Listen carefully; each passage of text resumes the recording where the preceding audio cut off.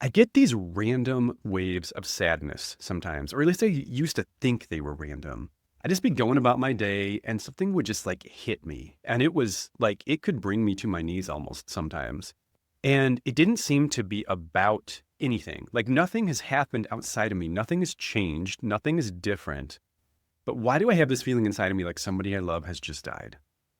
And in paying attention to some of these, what I'm about to say is either going to sound like the craziest, most ridiculous thing you've ever heard, and you're probably going to instantly turn this off, or it's going to instantly explain something that you've had a hard time putting words on for a long time. I know that's a very grandiose statement, but bear with me. What it feels like is that I am grieving alternate reality versions of myself that for one reason or another were never allowed to exist. Sometimes I feel like I experience the pull of grief most strongly, not for what I have had and lost, but for what I've come to realize I never will have. Grief is a feeling we usually attribute to losses like death or getting let go from a job you were very passionate about. But some of us are grieving life more than we are grieving death. Some of us wake up every morning into a life that is so dramatically different from the one we pictured for ourselves that we feel a loss, a sense of loss, nearly every second of every day, even if the thing we've lost is something we never truly had. And it doesn't mean that we don't have a good life, and it doesn't mean that we are ungrateful. It simply means that this is very, very different than what we thought it was going to be, and we are still learning to come to terms with that. And if what I've just described hits home for you and sounds like something you experience, I want you to know there actually is a name for this, and it's called ambiguous grief. So ambiguous grief is not having something and then losing that thing. That's just grief. That's regular grief. Ambiguous grief is a realization that you will never have a thing, or at least will most likely never have a thing that you assumed, thought, believed, or hoped that you would. Essentially, it is the death of a dream that you very much hoped would come true. And if that's a little too ambiguous, let me give you a few examples. This is by no means an exhaustive list, so if you're experiencing something that I don't name here, that doesn't mean it doesn't count. These are just a few examples I came up with.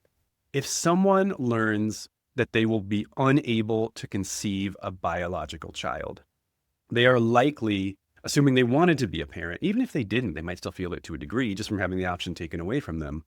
They are likely going to experience a lot of grief around that. And that would be ambiguous grief. They did not have a child who then passed away, but they've learned that at least in the more traditional method, they won't have a child. And this is the kind of grief that the world is, in my opinion, terrible at acknowledging. Because if you're this person, you already know what I'm about to say. 95% of people, you tell them that and they're like, oh, you can adopt. Yes, and adoption is wonderful, but let's not pretend that that's the same thing. There's still going to be a part of, the quote, normal human experience that's missing for that person. Or for a lot of people, this might come in the form of realizing that it's too late in life to pursue an educational goal or a career goal. So, the so-called midlife crisis, right? I honestly think that's just ambiguous grief. That's just this certain point of demarcation where a person realizes whatever professional path I am on at this point in my life is most likely the one I'll be on till I'm done, till I either retire or pass away, which these days, who knows which one of those is going to happen sooner. And it's a sense of being kind of locked into that path and then a lot of grief that comes along with that. Sometimes you see people make these really kind of dramatic lifestyle changes around that point in life because they're trying to negotiate with their grief. This is one people might not think about as much, but this has happened to people I know, and it can be devastating. Say you're a promising athlete, you're a high school athlete, or maybe even a college athlete, and you have a devastating injury and your career ends. That's it. You're not going to go on. That doesn't mean you won't go on to have some kind of satisfying career in some other domain, but you thought you were on this path, and now suddenly, dramatically, this door has been closed to you. Or maybe the most relatable one, because probably almost everyone watching this or listening to this relates to this to some degree, realizing that your childhood is over and that because of circumstances like trauma or chronic mental illness, Your childhood never was and never will be the magical, whimsical time that it is for many people. It's too late for you. Your childhood is, that chapter of your life has been written. It is closed, and you're writing a different one now. And whatever it was is what it will be forever. And that can be a lot to come to terms with. These examples and any form of ambiguous grief, all of this is real pain, even if the world doesn't recognize it, which it often won't. Well, I am going to spend part of our time together today talking about how to live with that pain without allowing the weight of it to crush you. I am not going to sit here and act like I have all the answers to something that's probably been a problem for humanity since we started existing, because we're born into a world with nearly unlimited options and a very finite lifespan. Like if you really thought about all the different variations of human life, there's functionally limitless possibilities. You're only going to get to explore a teeny tiny fraction of those possibilities. And that, even just that fact in and of itself, can be hard to come to terms with. So if you come away with just one thing from this piece of content, what I hope that would be is simply the knowledge that your pain is real and that it matters. And that last part might be harder to believe than the first part, because if no one has shown you that it matters, you might feel otherwise. I know that I probably don't know you, but if nothing else, I hope you can believe that it matters to me, if for no other reason than because it is pain that I understand, and that to some degree I also live with every day. You may be bearing your specific burden alone, but you are not the only person walking on this road. I know it feels that way, but you aren't. That much I can promise you.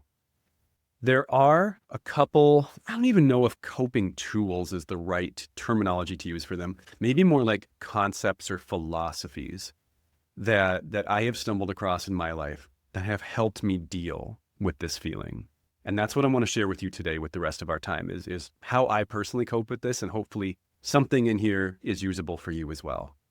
The first, and this is something I have to remind myself of this every single day because it's so tempting not to do it, is to engage with the life that you have, even though to some degree it's not the one you want, because that's the only way it will ever improve.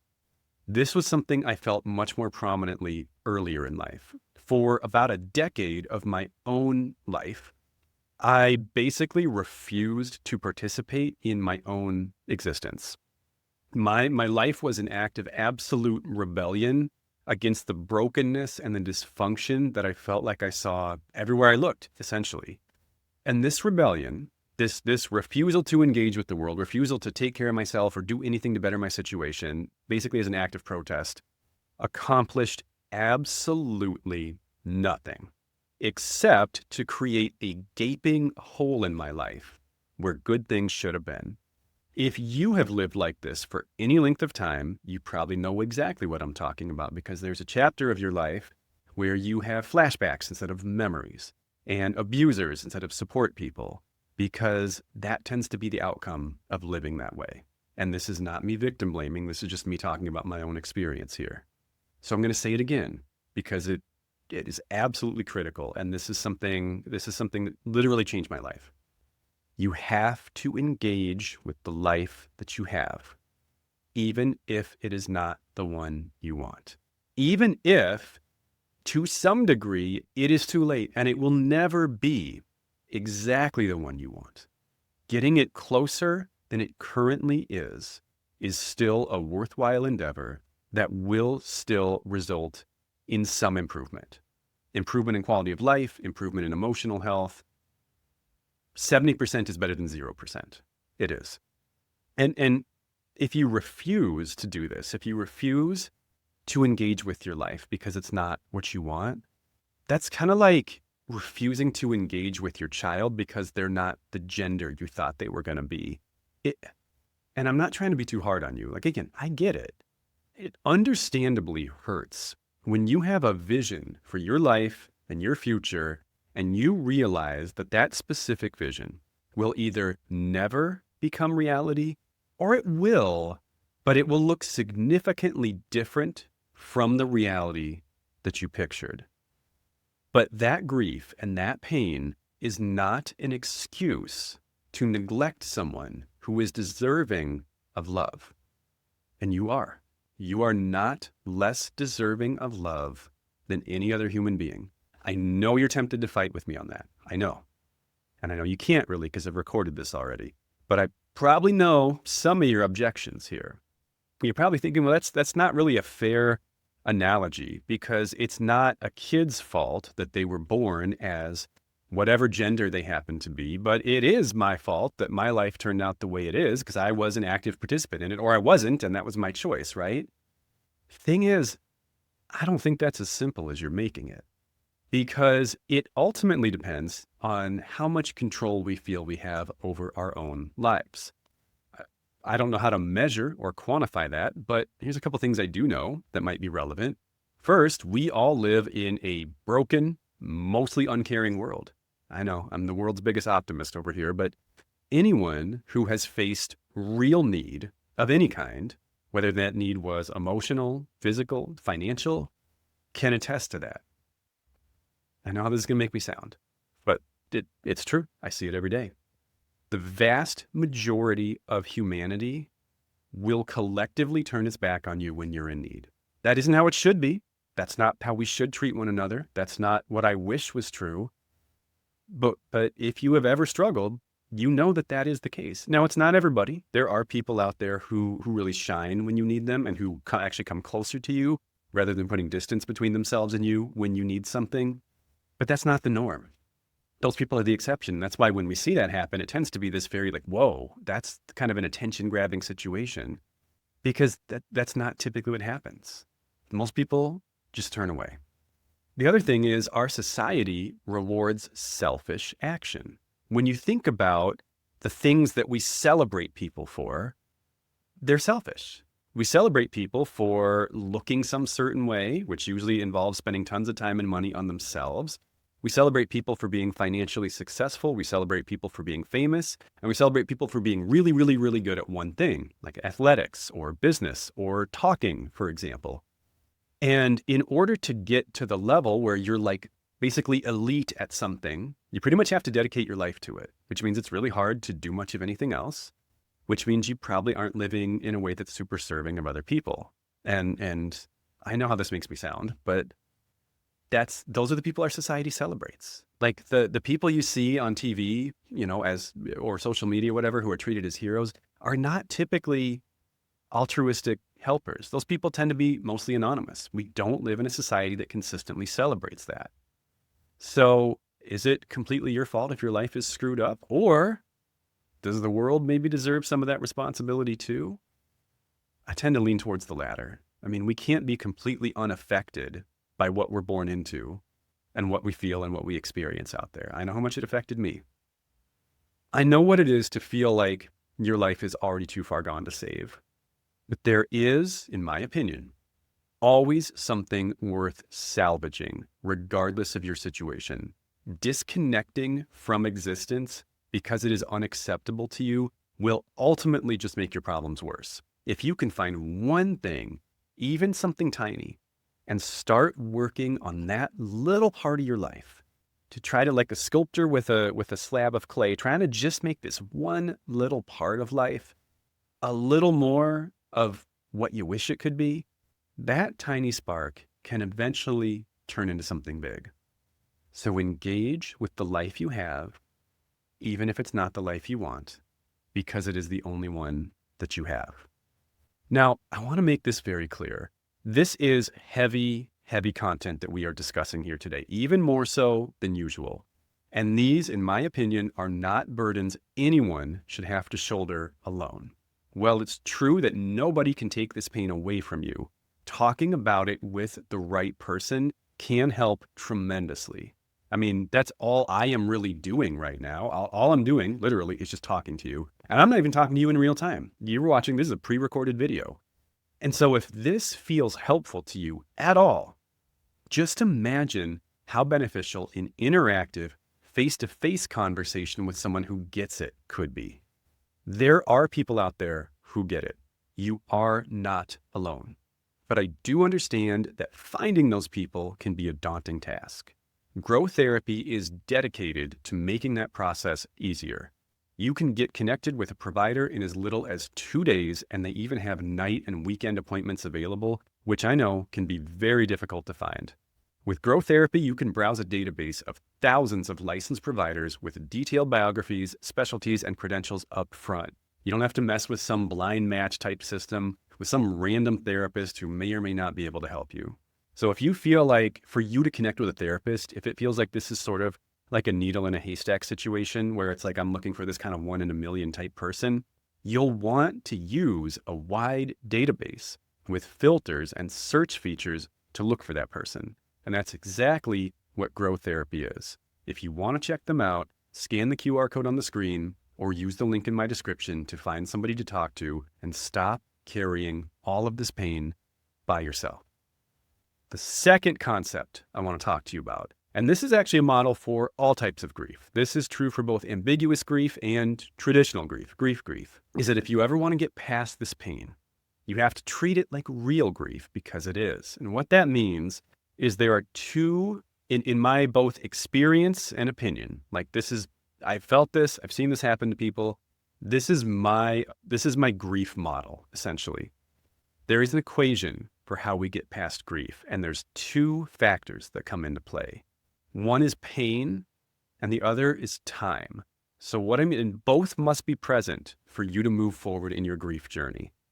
So pardon the graphic metaphor here, but grief is kind of like having a piece of glass in your heart, and it's kind of what it feels like. Obviously, you can't just leave it in there because it's going to cause all kinds of problems, but you need to be very gentle and very careful in how you remove it, or else you might cause further damage. So the time part, you can't rush grief. You can't. No matter how much you immerse yourself in your pain, in your own emotion, there is still a certain amount of time that needs to pass for your wounds to start to heal. Forgive the seemingly funny metaphor here, but you cannot speed run grief. It's not just that when something happens to you or doesn't happen to you, as in the case of ambiguous grief, it's not just that a finite amount of pain is created inside of your heart. And once you feel and express all of that pain, regardless of how long or how short that takes you, then you're done. I don't know what the time frames are. I don't know if it's per day, per week. I don't know how you'd measure it, but there does seem to be within a given time frame, kind of a maximum amount of pain that you can process within that time frame. You can't just front load it and like lay in bed and sob for a week straight. And then on day number 8, you're like, I have cleansed my body of all pain and I am now ready to move on with my life. It does not work that way. But you also can't just ignore it for some certain amount of time and expect it to go away. Time alone heals nothing. That old saying, unfortunately, is a complete lie. Time doesn't heal all wounds. Time heals shallow, superficial wounds. So, if some little stressor, some little frustration happens to you today, you'll eventually get over it, whether you talk about it or not. But the big things, they do not work that way. There is pain that they create inside of you. And that pain does not inherently lessen with time. In fact, sometimes I think it actually grows with time if it is not expressed. I've seen people grieve events from 30 years ago. And if you would saw them in the grief that I saw them in, you would think the thing that they're talking about happened like this morning. That's how acute and intense it is for them. And that's because they spent the 30 years prior avoiding and ignoring the feelings. And I get it because it's miserable to sit with it. But you can't just push it out of your mind and then someday you're fine. It's pain plus time. Both factors have to be present to some degree for you to be able to move past your pain. Just to summarize my core argument here, ambiguous grief is real grief. The grief of realizing that you will not ever have something is not something that's going to be recognized by very many people, especially if it's something like maybe no one even knew you wanted this thing. So then they're not going to recognize it. But you can, and it is worth doing. Please treat it like it is real, even if nobody else does. Stuffing it or hiding from it will only grow it. I know, I've tried. I've done this research for you as a case study. So if you relate to me at all, please don't be like me and make yourself learn everything the hard way. Please consider just accepting my experience on this and trying something different, because it's a brutal, brutal thing to have to learn the hard way. As always, I hope this helps. I hope I see you again. Take care.